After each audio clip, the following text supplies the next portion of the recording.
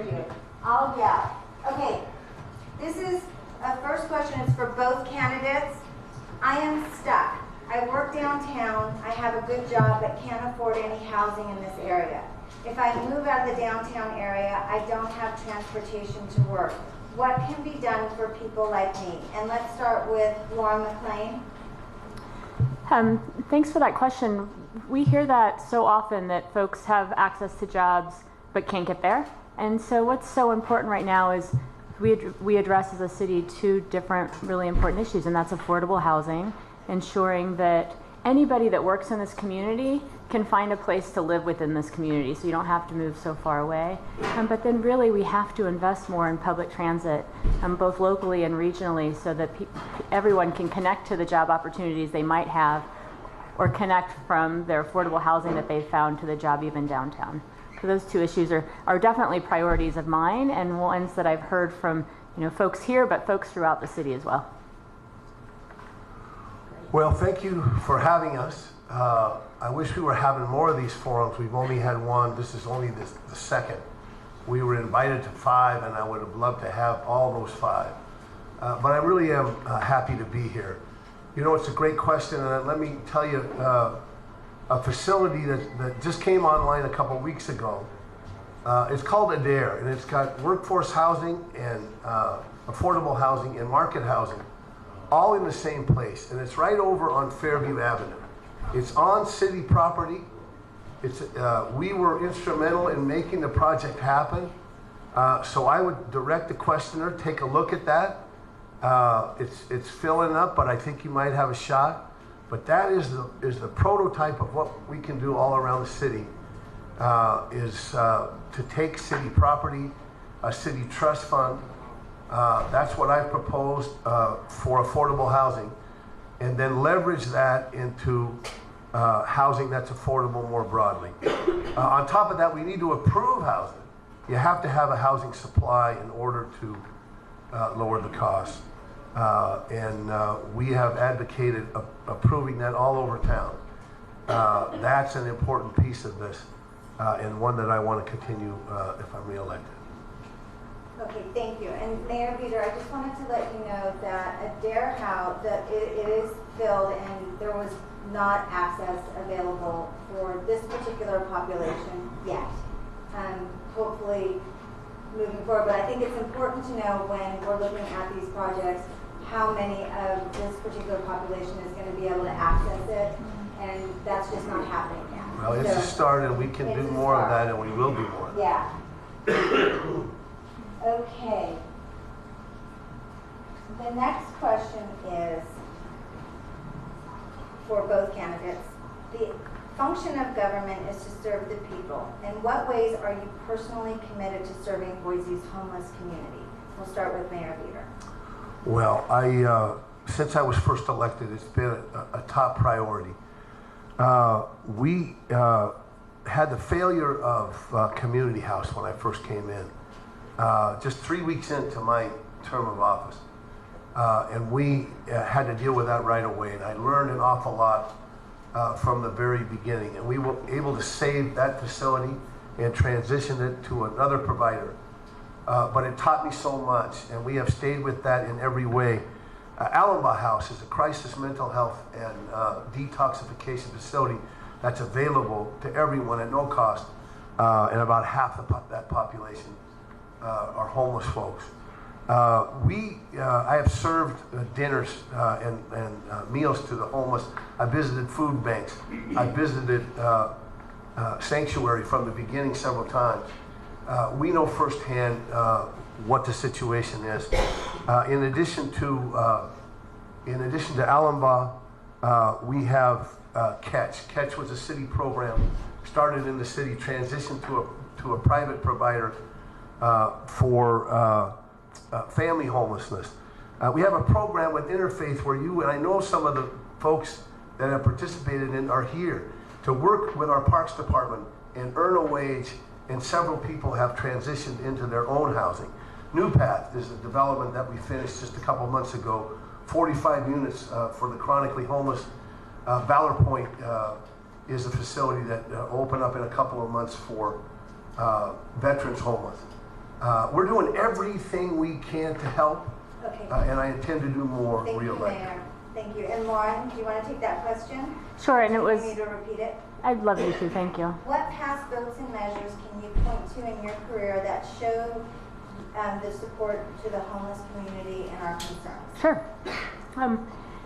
You know, first off, I want to talk a little bit about, I see Michael here. We had a couple residents up at our offices today, there you are, and had just a conversation about what it's like living here, to have moved from, there were two folks, some veterans that had moved from here into housing, and then had, you know, a conversation about what we as a city could do, and made me think too, back to your question, like personally, from the time I was in college, actually attended different programs at the university that had me in community with folks experiencing homelessness, with folks that were in prison, and deep conversations about what as individuals we ought to do to serve our community, especially those who are most marginalized. And as this issue has come up and become more and more important, it seems in the last couple weeks in terms of the choices we've had to talk more about this than what the other issues around housing and transportation that we were before the first election. My family and I have started talking too about what more we can do as individuals and as a family to actively volunteer and serve after the election, when we have a little bit more time, but recognizing, because I've learned so much more in this process, that there are real ways to engage in real needs that we can address both as citizens but as elected officials as well. And the programs the city has developed are great, but we also know that we need more. And so the more we can do to invest in the organizations on the ground that serve those in our community that need the services, but continue to have conversations with people in this community and other shelters and homes within the city, will better inform me as a leader as to how I can best serve this community moving forward. Thank you. And I think that this is a great question. How can the city allocate more funds and resources towards creating affordable daycare, especially for families that are trying to return to work? We already know ICCP exists. We know more. We need more.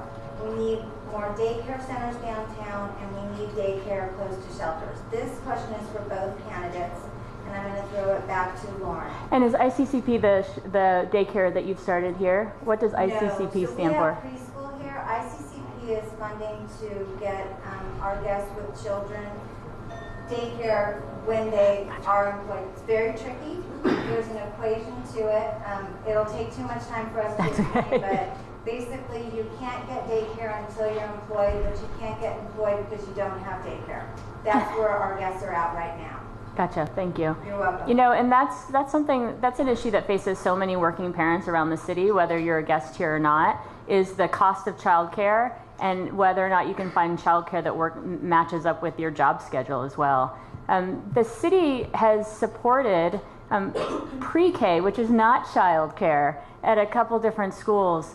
But when we think about budgeting, we have to make hard decisions, of course, but there's money that reflects priorities and the greatest needs of a community that could go into budgeting. And it's definitely something that hasn't been brought up to me at other forums, but something we ought to look at.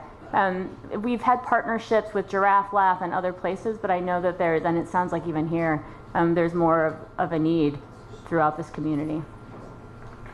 Mayor Bieter. Well, it's been interesting. What we've heard already is conversations, and since the first election, I've been at this in the trenches for a number of years, and we've made incredible progress. We've done more than any city any administration in the city of Boise has ever done, and we're poised to do even more. But you have to understand, we can't do everything for everybody. We have CDBG funds that we pass along, and Giraffe Laugh is a great recipient. And we always look to take those funds and leverage them as much as we can to those least fortunate.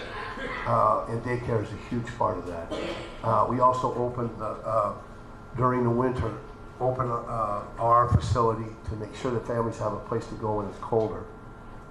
We have rec programs that we make available as much as we can. But I've been in those trenches. We will always look to do more. But we are a very limited form of government. Anybody that tells you otherwise really isn't telling the truth. We're going to leverage all we can to help everyone and to help those least fortunate, and especially the funds that we pass through. We'll use them for the least fortunate and continue to do that and hope we can do more. Okay, great, thank you.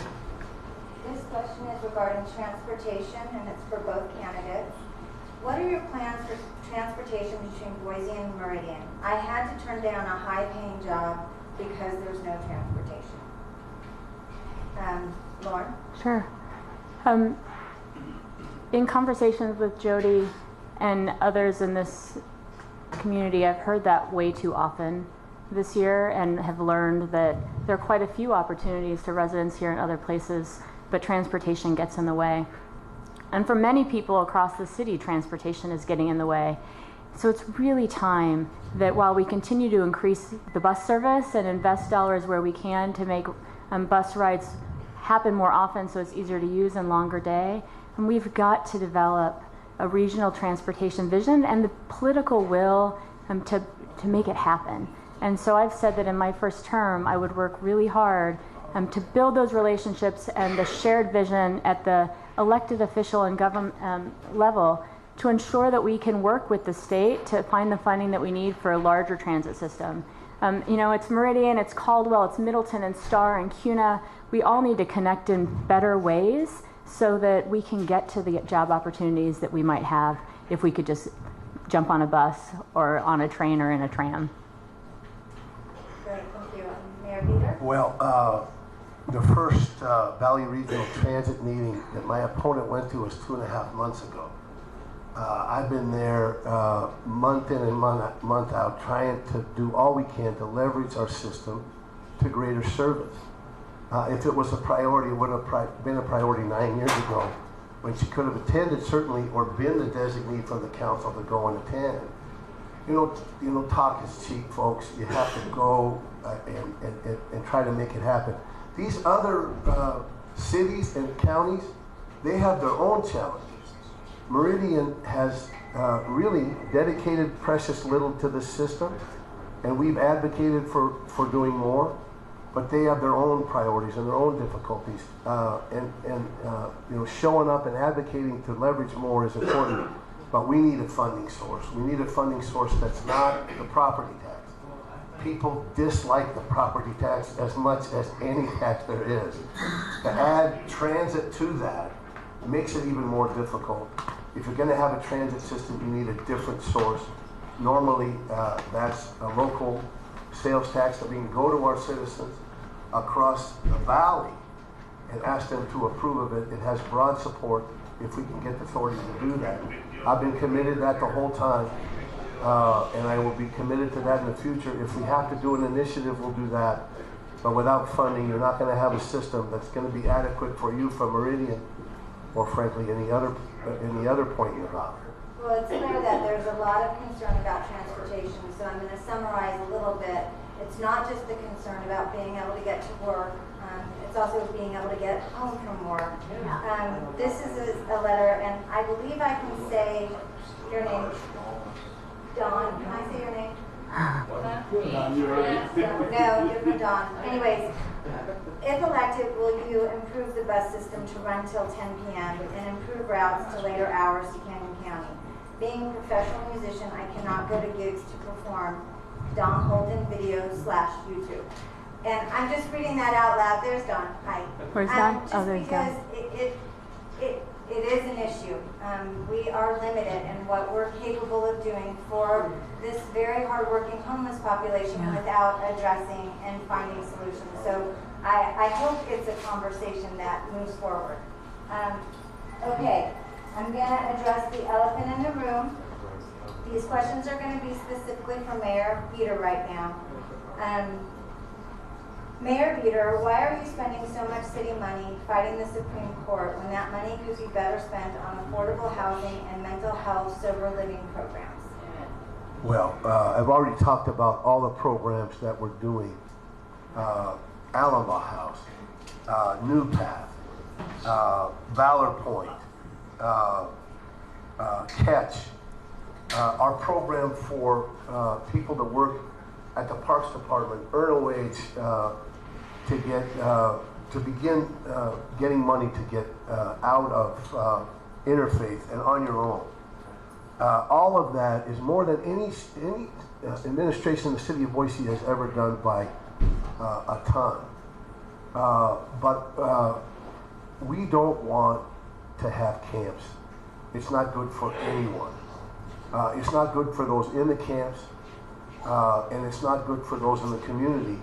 And we have, unfortunately, a too stark example. You know, right outside of where we were when there was camping at Cooper Court, people were preying on people there, selling drugs, assaulting them. We had crimes committed there. We don't want you in a camp, and frankly, we want to help you transition out of sanctuary. We want to give you a home. That is the goal. But in the meantime, we cannot have camps. It's not the way to go. And we have to have the ability to keep them from forming. It isn't sufficient to say if some other crime, if some other violation is committed, we're going to do that then. It amounts to a parking ticket. A parking ticket doesn't make you a criminal. I've had several of them. I've had a speeding ticket. That doesn't make you a criminal. That doesn't criminalize those activities. This is the same thing. It's a ticket. But it helps us keep those camps from forming and doesn't allow them to go forward, and we need the ability to do that. Thank you, Mayor Bieter. Okay, and this question is for Lauren McLean. Lauren, the sanctuary is full almost every night. So when there's no place else for us to go, what are we supposed to do? That's the crux of this issue, right? Is what are you supposed to do? What are we supposed to do if there's no room in the shelters? And people have to sleep. Each of us has to sleep. And as I've talked with many of you today and over the years about this issue and what's going on, we recognize that each of us, no matter our situation, has to sleep. We need more beds. We need to create homes for our residents, our citizens here in Boise, whether that be permanent supportive housing, working with the great philanthropists and providers of shelter space in this community so that we have more beds, and thinking about how people can move from one place to the other safely and get to the point where you have your basic needs met, because then you can move on and more successfully address the other things that you want to address. Find a job, have a family, be a part of our community. And it does come down to the fact that we all need, at the end of the day, to close our eyes and go to sleep. Thank you. Okay, this question is for both candidates too. Did you know that when someone is released out of Allenbaugh House after they have detox, they are released right back to the street because there's not a way for them to pay rent at sober living? So what can you do to help these people? And I'm going to start with Mayor Bieter. Well, first of all, let's acknowledge and celebrate the fact that we have an Allenbaugh House. We didn't have anything like that when I came into office. In fact, it had escaped this community for over 20 years. It took us 5 years of working with all these different partners, the city, the county, the state, the hospitals, Terry Riley, other cities, Meridian, Eagle, Garden City. All of these groups came to the table to make Allenbaugh House happen. So there was never anywhere to go, and there still wouldn't be if I had to take the lead to do that. So released from there without another place to go is not optimal. I would acknowledge that. But we had to start. We have an Allenbaugh House Alumni Association that works to make sure people are sober. If you have a place to stay, you can go there every day. You know, I have friends and people close to me that have substance abuse problems, and it is an everyday thing. And you can always find a meeting, and you should always find a meeting wherever you're living and wherever you are, and they're available all around town. And that is what we need to do. Would I love to provide a home for everyone that comes out of there? You bet. And we're making serious progress on that. Till then, you have to visit these groups. There's one right next door that has workout as part of the program. And that's an important piece of this. I would love to say I had a room for every single one of you. Till then, you need to take advantage of all these opportunities and do it day in and day out. Lauren? Would you repeat the question? Absolutely. Did you know that when someone is released out of Allenbaugh House, and just to clarify, Allenbaugh House is a medical detox and mental health facility that's available for anyone that doesn't have an and it is one of the few resources available, and Interfaith Sanctuary utilizes Allenbaugh House quite a bit. There are some gaps in the system, and this is what they're addressing. Did you know that when someone is released out of Allenbaugh House, after they have detox, they are released right back to the street because there's not a way for them to pay rent as sober living? So what can you do to help these people? I didn't necessarily know that. Or I guess I'd say, you know, we think about when you go through detox, of course you're going to be released. But it's that forgotten piece of, well, then what happens next? And when you have gone through detox and then are back on the streets without that place to land, if you can't get into a shelter, then I would imagine that you start experiencing those same traumas that might have led you to medicate in the first place. And so then we, again, without addressing the systems, aren't solving the problem. And so, you know, this is why I love listening sessions around this community, because I'd actually love to hear from folks your answer as to what you think service providers, city leaders can and should be doing as that next step, and what that interim is until we get to the point where we have enough shelter space or permanent supportive housing for those who are experiencing homelessness and have gone through detox. Thank you. Sorry, I needed to get my next question. Thank you, Lauren. Mayor Bieter, this is a good question. What will change in the city of Boise if the U.S. Supreme Court agrees with the mayor? Nothing. Nothing will change. We cite camping. We issue a ticket just a handful of times every year. And if they agree with me, we will keep the status quo. That is, that is a good situation. It's a tough situation. The issue of homelessness is the toughest thing that cities deal with, bar none. But we are gaining on it more than any city that I know of. Lauren has said we should be the model. We are the model. How many times have people come to the city of Boise and said, I can't believe how clean it is. I can't believe how safe it is. I hear that almost daily. We are making progress, again, with New Path, with Valor Point, with Catch, with programs for across the board for the homeless. But in the meantime, we can't have camps because it undermines everything we're working on. And it's not safe for those in the camps. So we would keep the status quo and move forward on the positive results that we can do. What the other problem with camps is people look at them and they lose their empathy for those that are homeless. We have momentum all across the city. We have philanthropy. We have city, county, other cities, state. We have civic organizations all trying to help. We have momentum and we can move that forward. But allowing camps undermines everything we're working on. And Mayor, what would that camping ordinance mean to LA, San Diego, San Francisco? How does that change? I'm not going to speak for any other city, and I don't speak for any other city. I would never do that. This is a situation where we're concerned about the way the court ruled on it. The decision is so broad that we're concerned that we can't keep the status quo, that we can't issue this handful of tickets. The rest is nothing that I can affect. I'm really concerned when I see Seattle or Portland or San Francisco. I go there and I see a city that's overwhelmed by the problem. And people tell me that all the time. Don't allow us to be like those other cities. But I'll let them speak for themselves. We have real momentum and real opportunities here. And that's what I want to keep going on.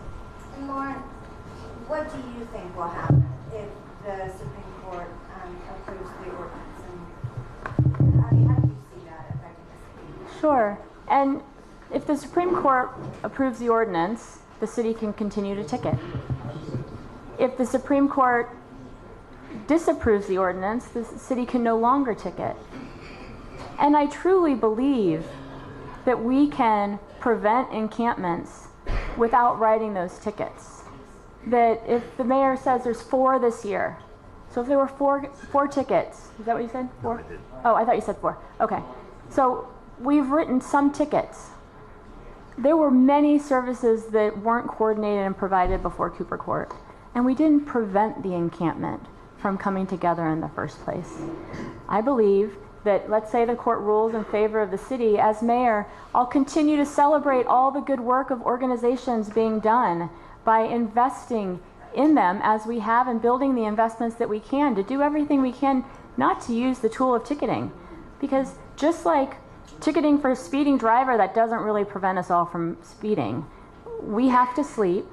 We need to have beds for folks so that you can sleep in a bed. I see the part that is missed all too often is the importance of prevention. If we want to prevent camps, we have to prevent homelessness.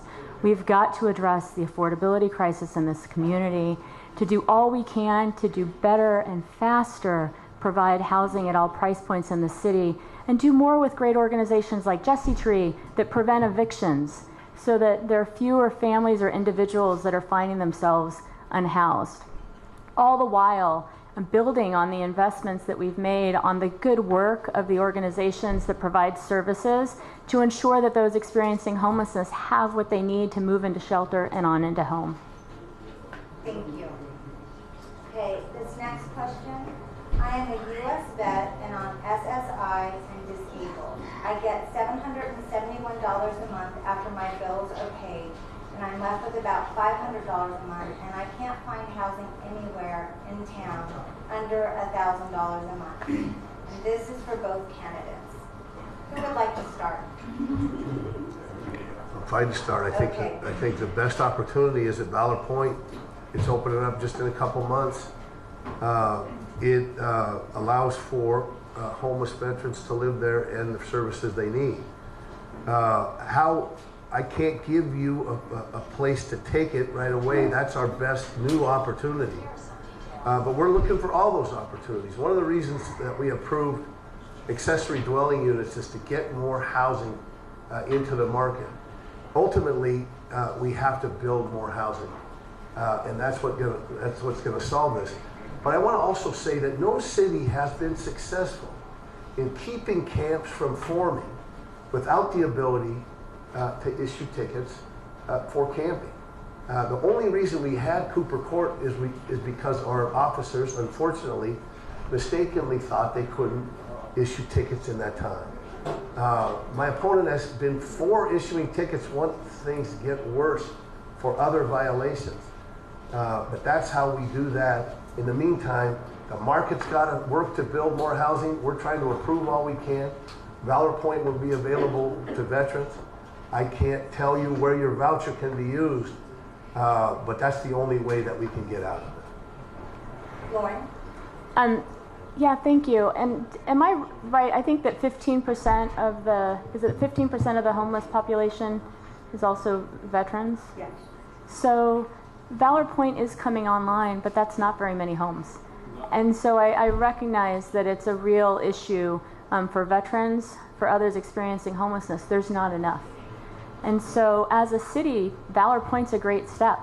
We need to do more of that in partnership with others, but we have to address affordability and the existence, not just of building more homes, but ensuring that there are ways that when those homes are built, they are affordable or voucher ready and work for those that need to find a home, especially if you have the resources backing you up to move you into one if there's one available. Thank you. Oh, hi, you already went. I did. Right, it's 5:26, and this is a Q&A. So right now, we've done some questions addressing some major issues that we wanted to discuss. The candidates also have questions for our population. Are you guys willing, if we ask some questions, will some of you be willing to answer and kind of help represent our population? Yes. Great. Will you be nice? Because there's live film. Yes. Just checking. If we have more time, I'm going to address more questions, but I do want to open it up to the candidates to ask some questions of you so they have some guidance as they move forward. So, Lauren, do you want to start? Yeah, I actually put my 5 together. And I'm really looking forward to hearing from some folks. The one that I wanted to start with, though, was I'd love to hear from whoever's talking what you think the biggest misconception about those experiencing homelessness is. I think that helps us think about how better to talk about the issue and talk with the community about the issue and with all of you as well.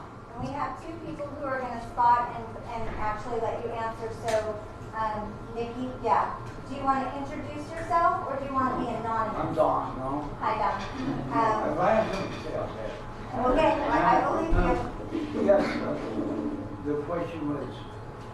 I'm curious to know what you feel is the biggest misconception about those experiencing homelessness, that those of us who aren't have. And criminals. There's a very few that make us look bad with many. Not everybody here is honest, basically good people.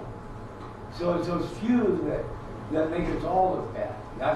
It works in this place here too.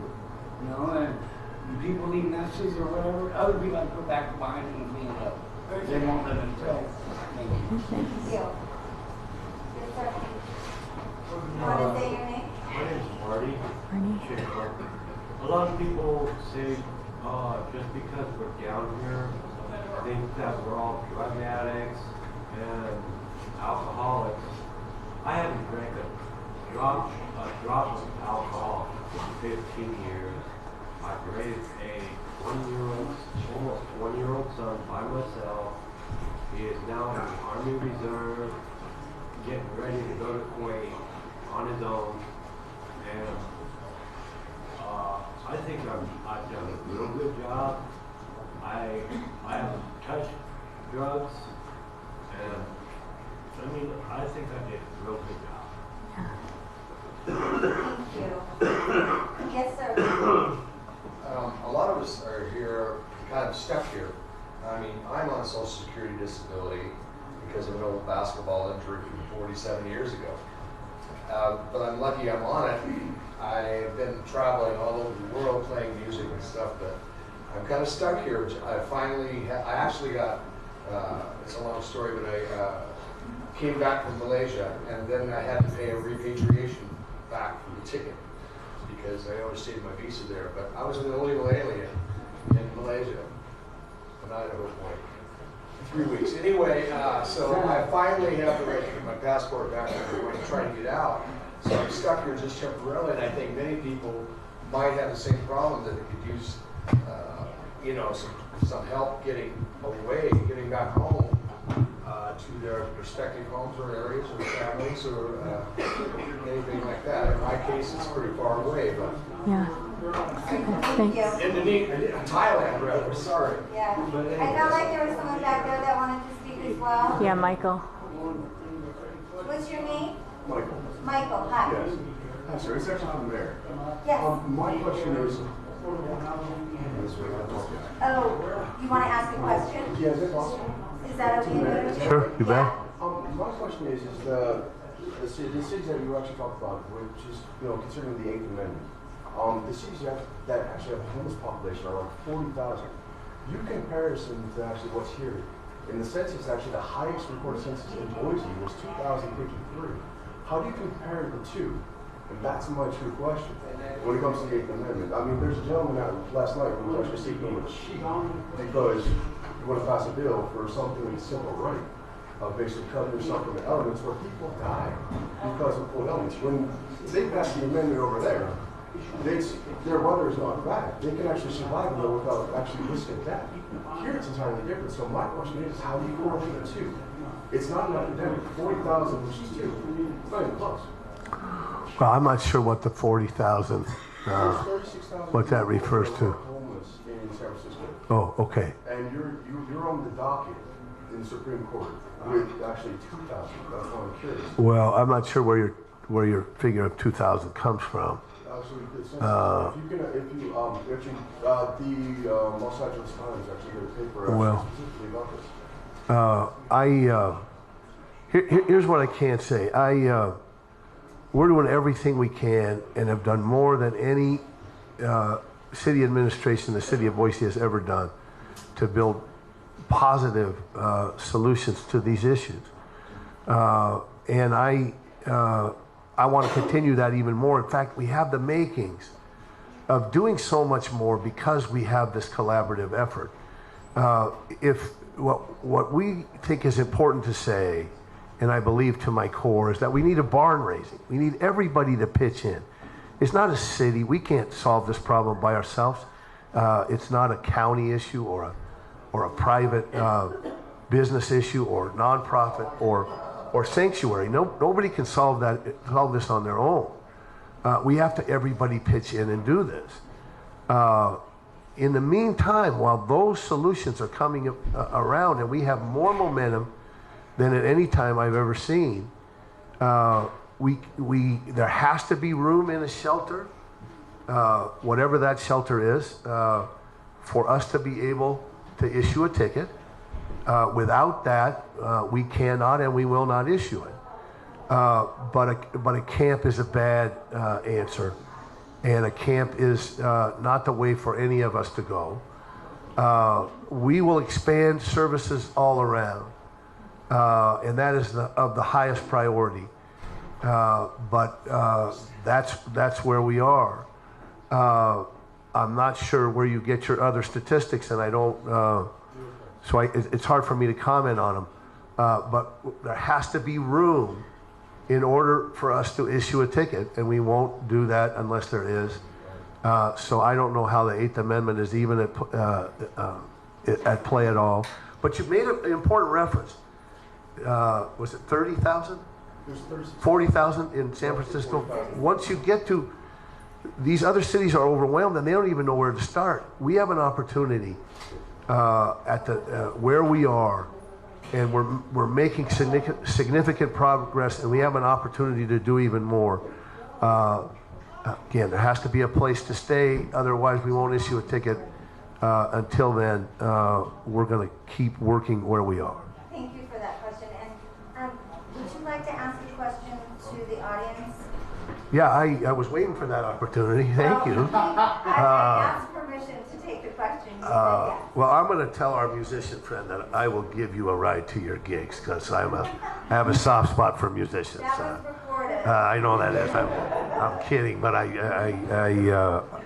my father was a musician, and my brother-in-law is a pretty big-time musician, John Namath, and that part of our city is so important. So, sir, if you want to talk afterwards, I'll be happy to do that.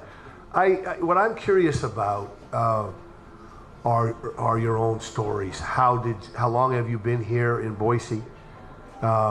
Where maybe were you before? That is always important to me. Everybody's story is so fascinating. And I'd like to hear some of your own, personal stories.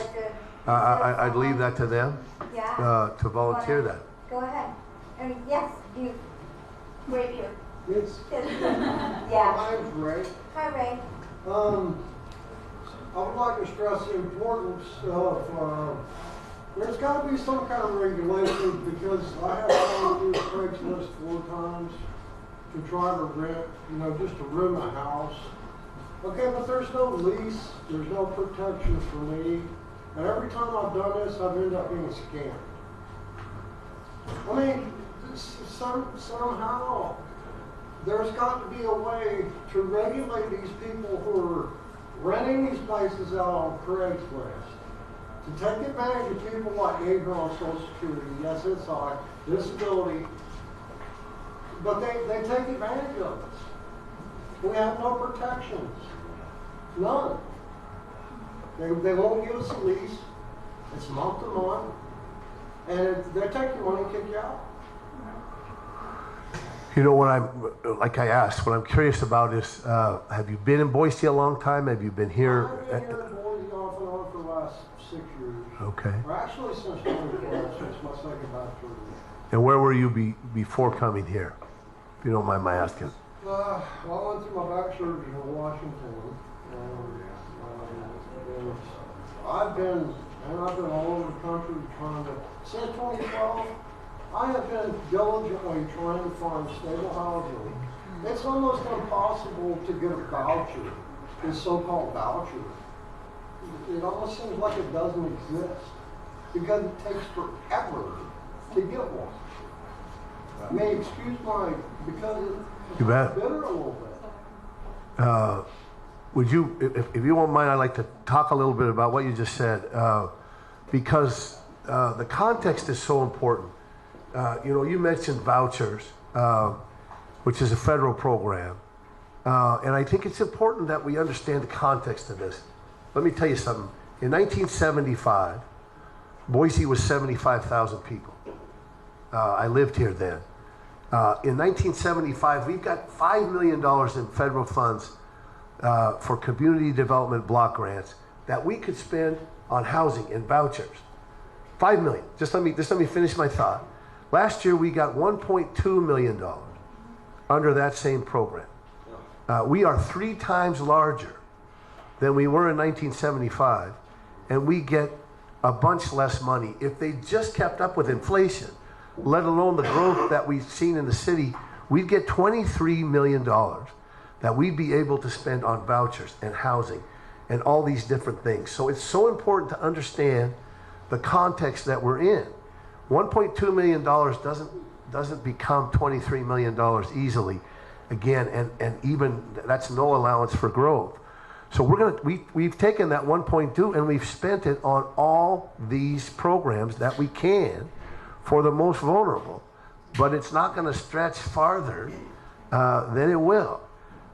So I think it's important to understand that. We're going to leverage everything we have, but that's an important piece of I'm it. going to go to Lauren, and I'm going to let you. Just a second, but I read the article in the paper here about a year ago where HUD was actually going to pull their funding out. Well, Now, did HUD do that? they did not, but that's what we're up against. I mean, see, that's what I'm saying. That's Yeah. a federal program. You know, we really ought to have federal and state officials here because that's where those programs are based, and those have shrunk. And we, at the very bottom of the city, are leveraging all we can, but we don't have those kinds of resources. Thank you for that question. Very enlightening. We appreciate that. Lauren, would you like to ask another question? I'd love to.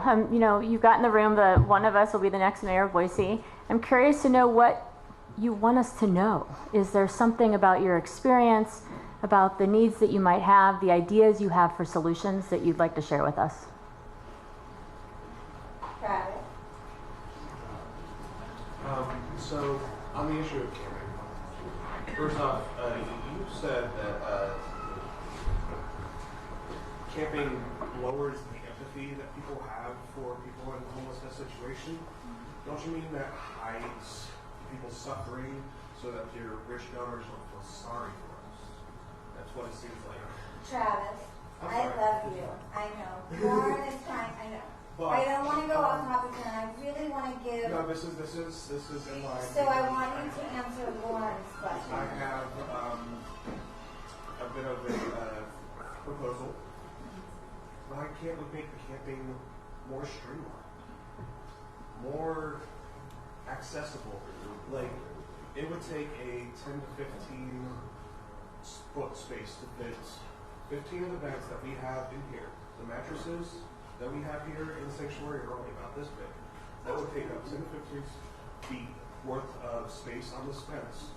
People would pick their beds up in the morning, let's group all these beds, have a small storage space for people's bedding. And it's a matter of this community takes care of itself.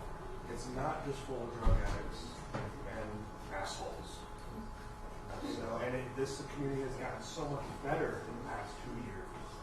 that a lot of people aren't even aware of.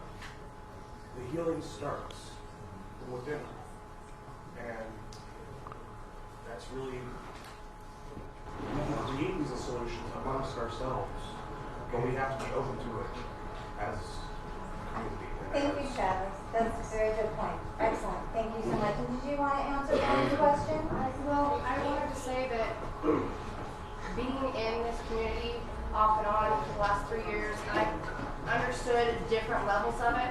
I wasn't here to begin with, but I know that life circumstances threw me into a loop to where I had nowhere else to go.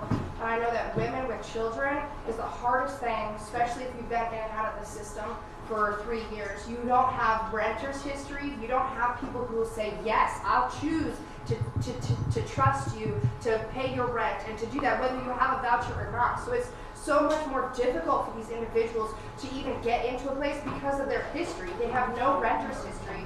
And the more we streamline other people moving from other states in, it's causing the rent to increase, our food to increase, everything else increases, and it leaves us exactly where we're at.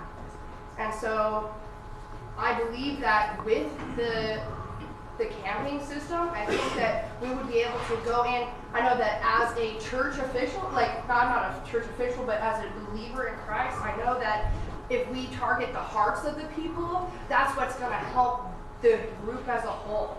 Because they're all hurting and they're all bleeding and they don't know what to do. They don't know how to stay afloat. And I was there. And I'm still kind of there, but not 100% there.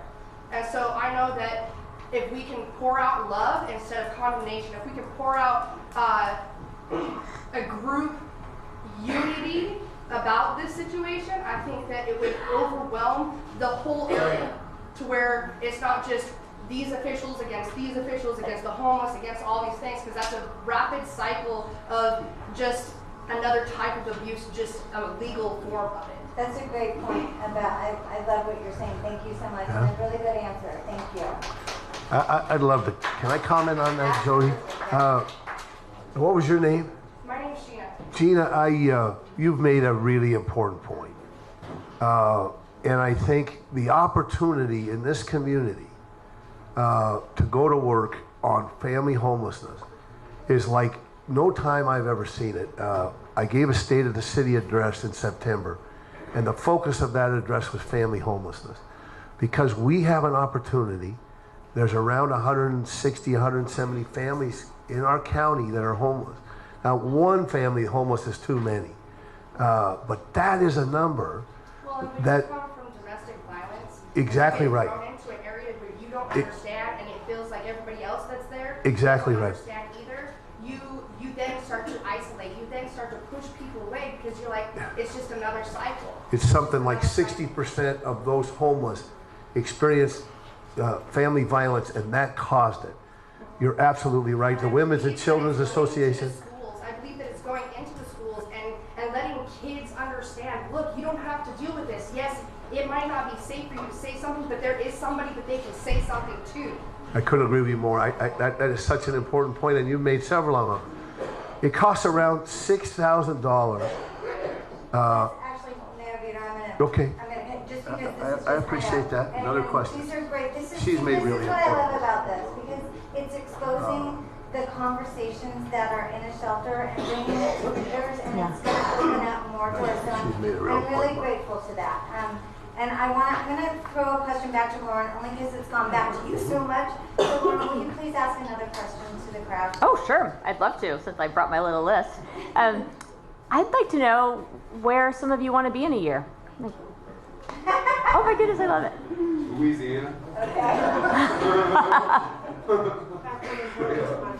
Back home, import. Yeah, right. Yes, sir. Mayor of Boise.